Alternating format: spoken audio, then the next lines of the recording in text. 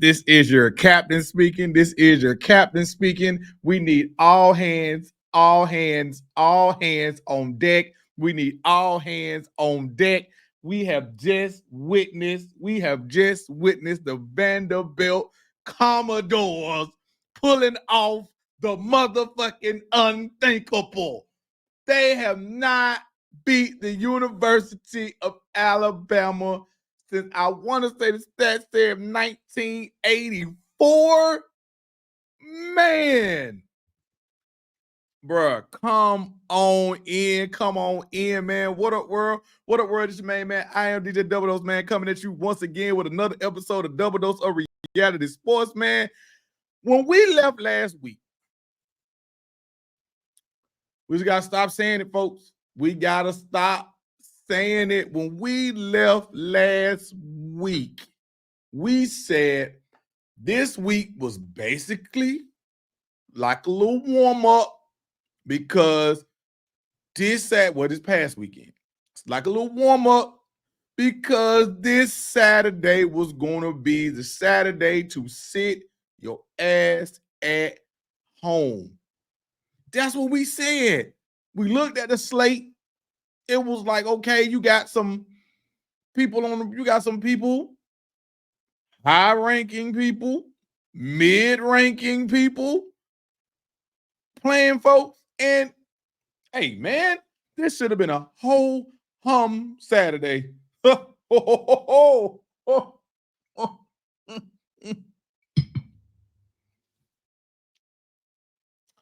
Ho hum was far from what in the hell that we got.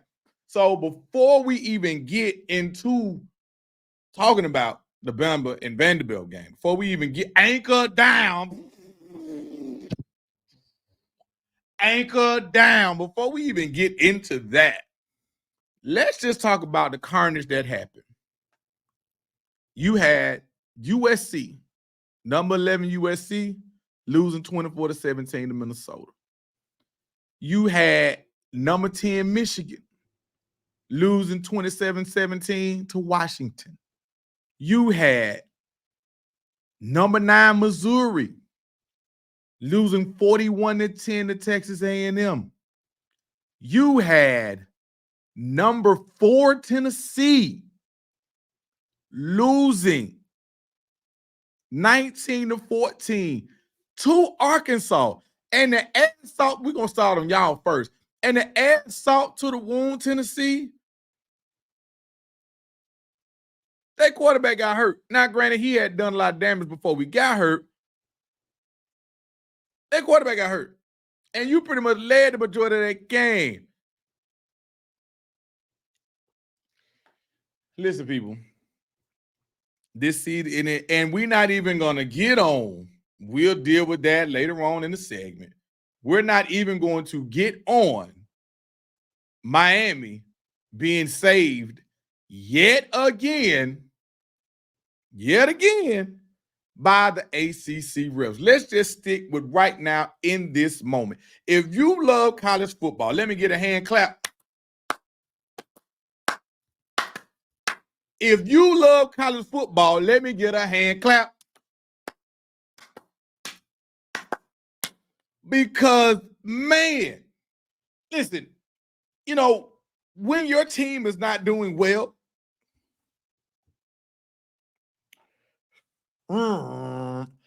as they are not, you still have to understand you can't let that take you away from what's in front of us. It is literally becoming, and could arguably be, depending on who you ask, the greatest sport, the most unpredictable sport that we have, and we love it so much. When you went into last Saturday, you're not going to tell me that you expected the carnage that happened. None of us could have expected that. None of us could have predicted it. None of us could have expected it. So let's get to it. Now, Bama fans, hence the hat, hence the costume, got it on just for y'all. Alabama fans, I got a question for y'all. You tell me, because I'm trying to wrap my brain around this. I know y'all gonna be mad. I've been giving y'all praise. I've been okay with y'all. Hadn't really had no beef with y'all, giving y'all credit. But today, this ain't about credit right now. I have questions. Question number one. In the last 2 weeks, if I am not mistaken, you have given up well over 70 points. 2 weeks.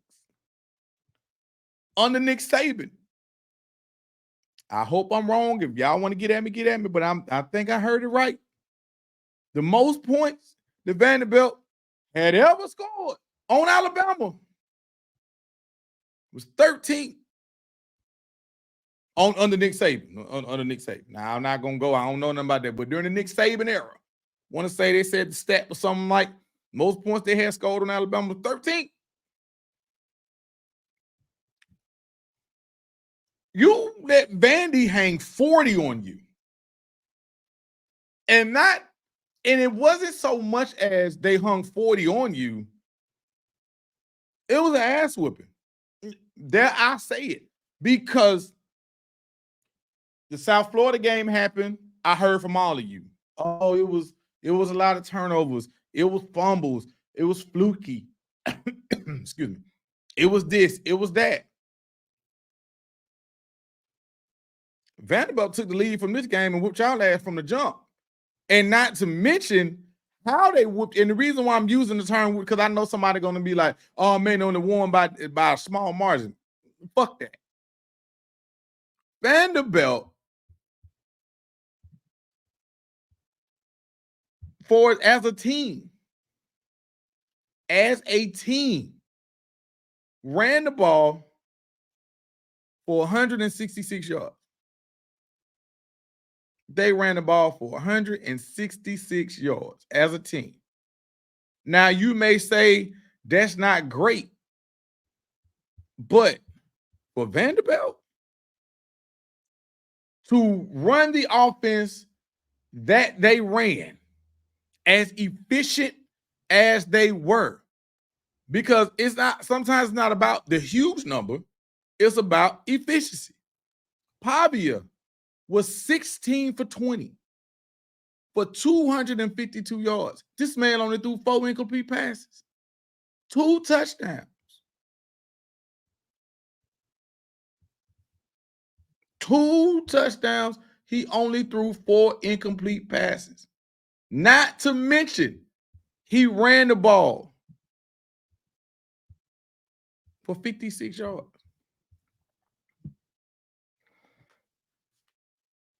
I just have a question, man. Ryan Williams is great. And y'all gonna crush me in the comments. I know it. And that's cool. But from watching y'all over the last 2 weeks, y'all offense is slowly starting to turn into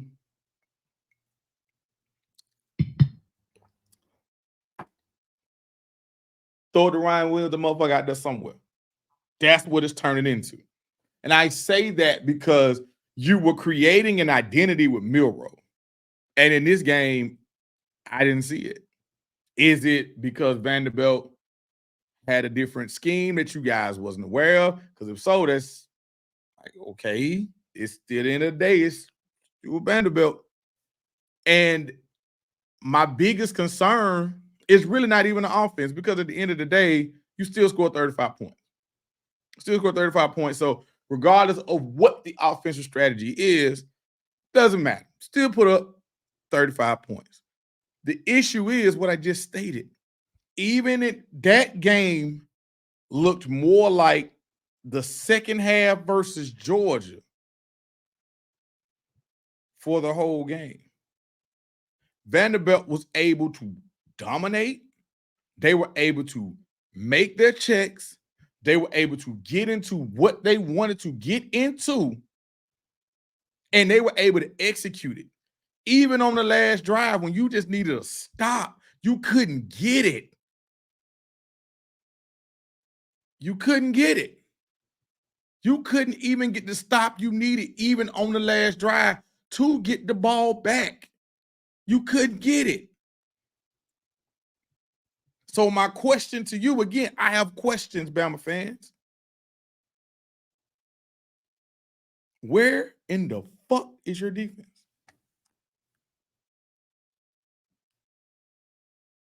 Because I'm speechless. I never thought I would sit around here and watch a game where Vanderbilt was able to score 40 points on Alabama. I got to take a drink on that shit.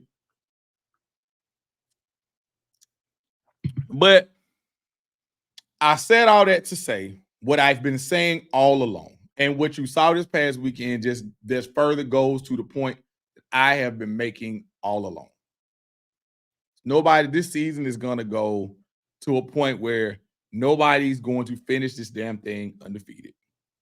You got to make sure that whomever you lose to, that you can recover from whomever you lose to. Because right now, as we pivot past Alabama, listen, the season is not over.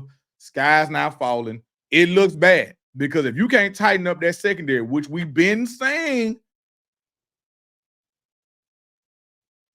I ain't gonna say the secondary. If you can't tighten up that defense in general,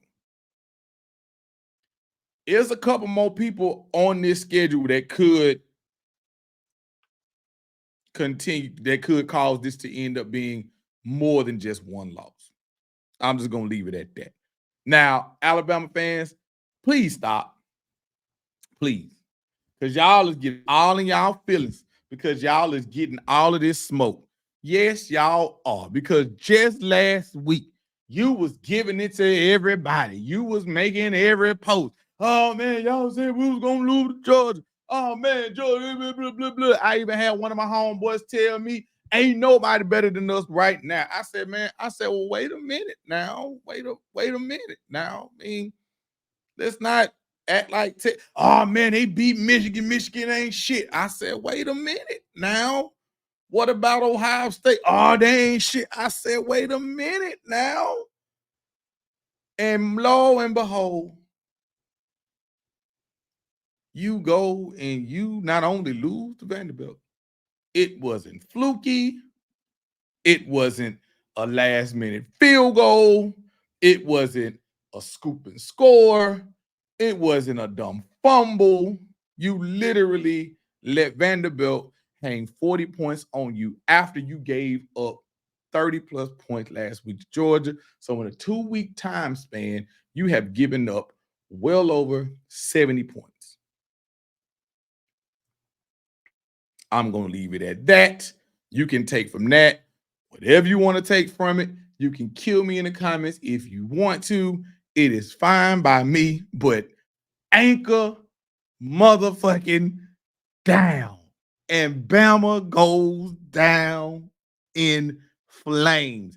And them crazy ass folks tore the goalpost down, took that shit down Broadway. If you have ever been to Nashville, which I have on multiple occasions, if you have ever been to Nashville, you know how fun and amazing Broadway is. So you know the police had to be complicit in them taking that damn goalpost from the stadium down Broadway eventually until they threw that bitch in the river or the lake or whatever you want to call it, man. Hats off to the Vanderbilt Commodores at pulling out something that not most people, literally nobody expected to happen. But I got nothing for you people as we pivot. That ain't gonna be the only one that had you like this. Because let's move past Bama. Hats off to Vanderbilt. As we move forward, let's look forward. Right now, here's your list of undefeated teams. List is short, so I can read it all. Army, Navy, Pitt, Iowa State, BYU, Miami, Indiana, Texas, Ohio State, Penn State, Oregon, and Liberty. That is 3, 6, 9, 12 people. That is all that is left that is undefeated in this college football season. And I'm here to tell you, and I am here to tell you right now, out of that list, I don't foresee, but maybe at best, one of them, maybe at best, one of them on that list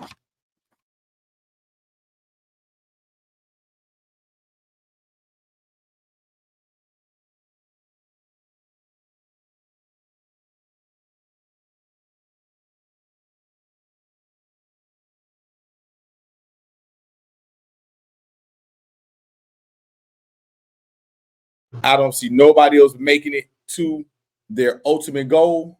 That is the only team that I can possibly see making it to their ultimate goal, and that would be maybe Liberty. They might can make it all the way to their ultimate goal. We gonna see how all of that plays itself out. We 100% is gonna see how all of that plays itself out, because people, I'm gonna tell y'all something. This thing is moving.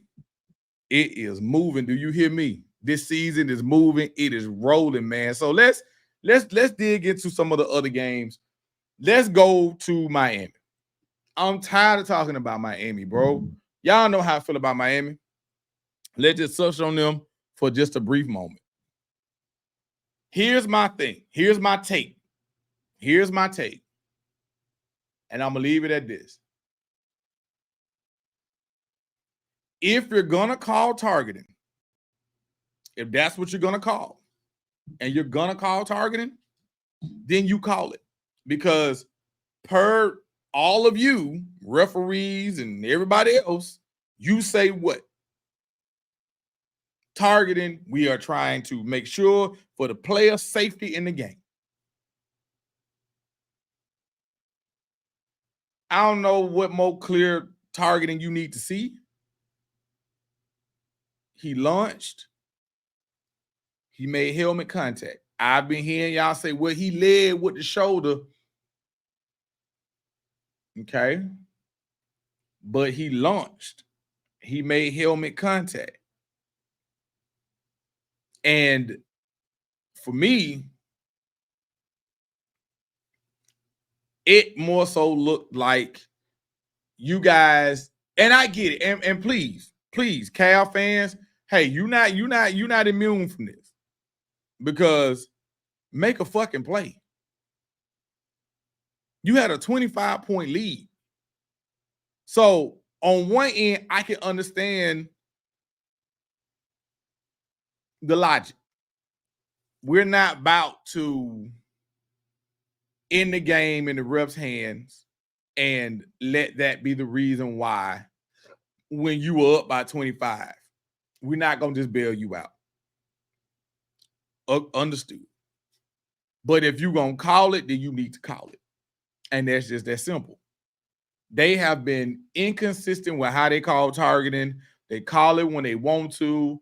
And game situations matter. I mean, it's like, hey, just for me with the targeting thing, just find some consistency. If you think that that is targeting in the first half, then damn it, even if it's going to cost this team the game, it needs to be targeted with 2 minutes left in the fourth quarter. If you view that as targeting. Miami fans is up in arms because right now you're 6-0, but you're still behind Georgia. You know why? Because you ain't played nobody. And your first 2 ACC games, it took the damn refs to bail you out. You, in theory, should be, you should have 2 losses in your 2 ACC games. They both came down to last-minute decisions. Miami, last-minute decisions. You know why? Miami, because you fucking suck.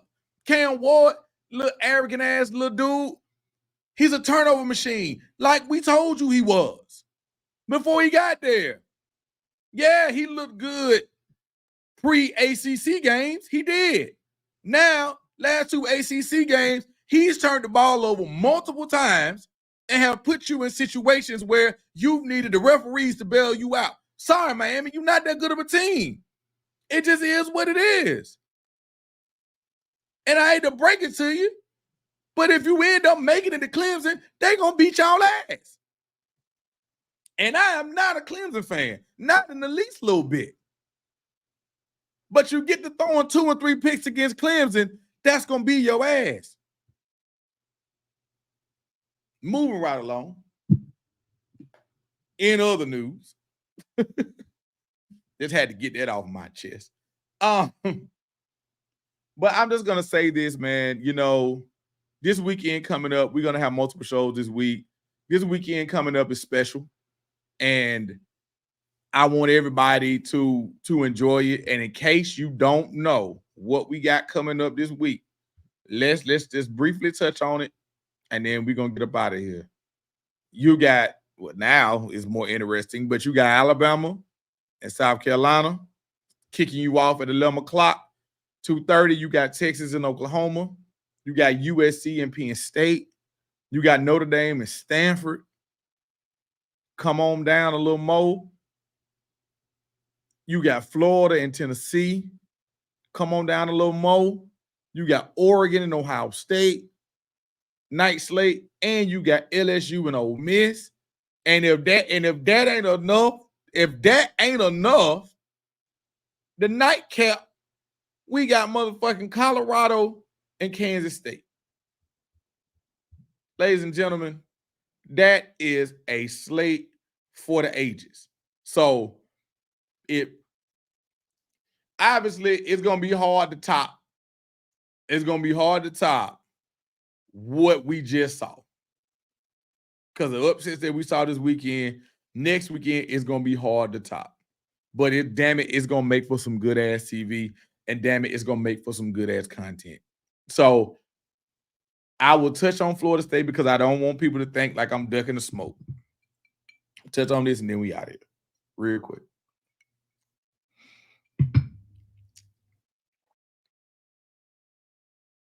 A lot of people was not upset, but they were like, damn, why Mike Norvell looks the way he looks in the post-game press conference. And I'm going to give you my 2 cents. Could be right, could be wrong. He looked like a man who has realized that he made a mistake. Did Brock Glenn play amazing? No.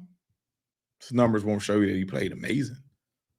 But anybody who knows ball and they don't just box watch, because those that box watch, they're going to look at it and say they just scored 13 points again. Okay, cool. But if you watch the game, he made better decisions. He was more decisive. He had emotion. He had passion. Those receivers, although them jokers can't catch a cold butt naked in the rain. Florida, I'm going to say it again. Florida State wide receivers can't catch a cold butt naked in the rain. But damn it, they was trying. They were trying for Brock Glenn. And you saw the juice. And you saw it. You saw those young guys. You saw Thomas. You saw McCoy. You saw all of those young guys out there making plays. Did it result in a win? No. That probably was the best defense that they're going to face, depending on how you view Miami. That probably was the best defense they're going to face all year. Defense did what they could do. So Mike Norvell has a look on his face of a man who knows that he fucked up. And now, because of his fuck up, he has to make several staff changes. And more than likely, he's going to have to give up play calling duties. So that's why he looked the way he looked. Because he knows that the way that things are, the way that they are right now, they're not going to be the same next year. And he's going to have to do some things that he probably didn't think he wanted to do, especially coming off of 13-0 season. So there you go with that. You know what I'm saying? Ain't nothing else to say. Florida State's on the bye this week. And when they come back, they got Duke. So we'll see what happens from there. But people, always remember the Post Network. We are on Roku. Make sure that you download it. There's going to be some big news coming from the network real soon. We will definitely 1000% be going live Saturday night. I will post all this information. I'm actually going to make a little commercial. I'm going to post it here on YouTube. I'm going to post it on Facebook, the IG channel. Tell a friend to tell a friend.